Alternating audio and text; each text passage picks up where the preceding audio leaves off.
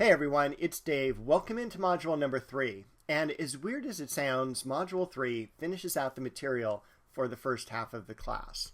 Now keep in mind, next week with module 4, there's no new material, no new lectures or anything like that. All we have to do next week is to complete the midterm exam as well as submitting the journals. So you have the entire week just to do that. So it's a good week to catch up on missing lectures or journals or things like that. Now this week we're going to be in Italy one last time. We're going to be talking about the Baroque. This is the century after the Renaissance has ended. We're going to pop over to France. We're going to see the evolution of French art, Rococo, Neoclassicism, and Romanticism. And finally, we have a very topical art lecture on art theft. And it seems perfect time with the heist of the jewels over at the Louvre just about a week ago. So with that, we've got projects, a discussion board on art theft, some sample exam questions, so you can get a feel for what the exam's going to be like, and of course our journal entries. With that, we're going to head over to the Canvas site. I'll see you shortly. All right, here we are on the Canvas site. We're going to be taking a look at Module 3 this week. Up top is the usual material. We've got the video you're watching right now, our action plan for the week, and office hours. This week we're going to be finishing up Italy with the Baroque. We've got our lecture, study guide, and for the further exploration material, I've got a reading, a couple of videos on how to recognize Baroque art, a video on the Baldacchino, and also one on Baroque architecture. After that, we're going to hop over the border into France. We're going to look at French art, Rococo, Neoclassicism, and Romanticism. We've got our lecture, study guide, and then in the further exploration section here, a couple short readings, and also another printmaking process. We had covered relief and intaglio in a previous lecture. Now we're going to finish up with lithography. That's our third and final printmaking process of this semester. We have a video on Delacroix's Liberty Leading the People, Vigée Lebrun's Self-Portrait with Daughter, and a couple quick videos on the Louvre and Versailles. Our final lecture this week is on art theft, looting, and repatriation. This is a professional lecture I gave a few years ago. The study guide and then the further exploration section has movie trailers for movies that focus on art theft. We're going to jump down to the journals this week. Journal number 5 deals with separating out the Baroque from the Renaissance. And it was the art historian Wolf Lean who originally does this. So we're going to take a look at a very Renaissance work of the crucifixion and a very Baroque work of the crucifixion. And we're going to divide it up with these 5 categories. I've got a couple websites that explain the categories, as well as a video for you to watch. Keep in mind that the lady who does this video has an assignment at the end of her video. We're not doing that. We're just using the video for the information as far as the definition of these terms go. We're going to jump over to the final journal entry for the week and for the first half of the semester. So in Module 4, you will have a place to submit the journals. This is on the Raft of the Medusa. I talk about this during the Rococo to Romanticism lecture. This is a romantic work of art. I've got a video. I've got a short reading, about 2 pages, from this book called The Raft of the Medusa. And you're going to just write a half a page reflection on the material. You want to consider everything from social hierarchies to slavery, colonization, all sorts of things are really encompassed in the story of this painting. It's a very incredible work of art. There's 2 things to complete this week. One is the exam questions. The exam questions are open not only this week, they're open next week as well.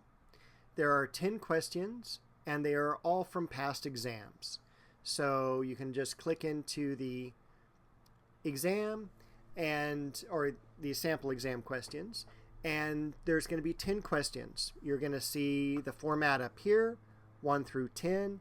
When you get to the official midterm next week, you will have 1 through 50. You can see that the time is counting up. When you get to the midterm, it is a timed test, so it's going to be counting down. And then this will start flashing in about basically 5 minutes from the end of your allotted time. And again, that's on the midterm exam. Here, there's no time limit.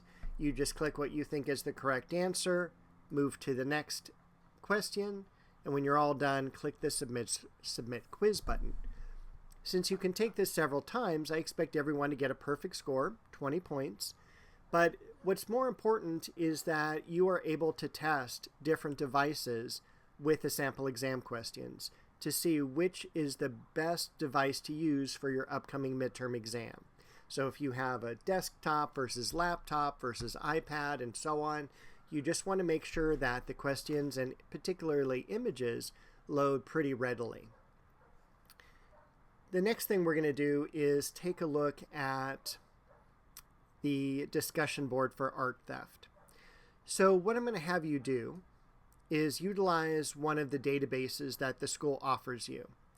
So you're going to find an article that centers around art theft. No other articles count. It has to be some element of art theft, looting, repatriation. You want to summarize the article using about 200 words. You want to add a citation. You want to respond to another student. And finally, the database. You're going to tell me about which database you used.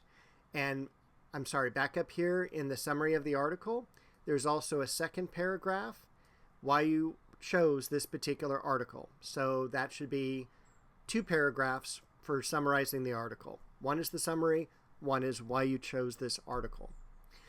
Each of those things I just went over are worth 5 points.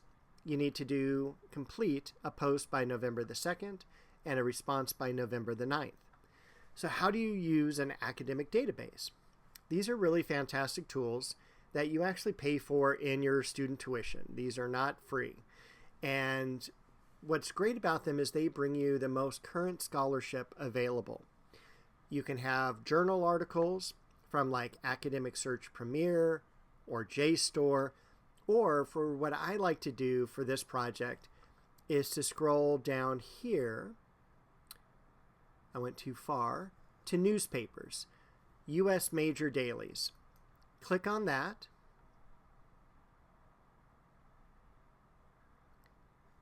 You have a regular search bar just like you would have as a regular Google search. And you can type in something as innocuous as art theft, or for me, I'm interested particularly in art theft from World War II. You might want to even consider like typing in Picasso and art theft to see if any Picasso paintings have been stolen. What you're going to do then is search for an interesting article. So the very first one might be an interesting article to you. But scroll down, take a look at all the different types of articles. It doesn't have to be current. This one does come from January 2025. Some of the others came from the 80s and 90s. So we'll take a look at this article because it sounds cool. It's from the New York Times. When you scroll to the bottom, you want an article that has at least 500 words. This one has 627. This is a perfect article to use. And so just summarize the article, why you chose it. You're going to need a citation. Up here in the upper right-hand side, the close quote button is the citation button. It'll create a citation for you. It does not matter to me if it's in APA, MLA, or Chicago style. Just click on the copy, and then you're going to paste that right into the discussion post that you're going to create. And what's important as well is that it has the URL to the article. All right, so let's go ahead and close those. All right, that should be everything for this week. We're going to zoom back out to the modules here. Yep, that's everything. So feel free to email me with any questions, stop by my office hours. Otherwise, I will see you shortly in Module 4 to tell you about the midterm and how to turn in the journals.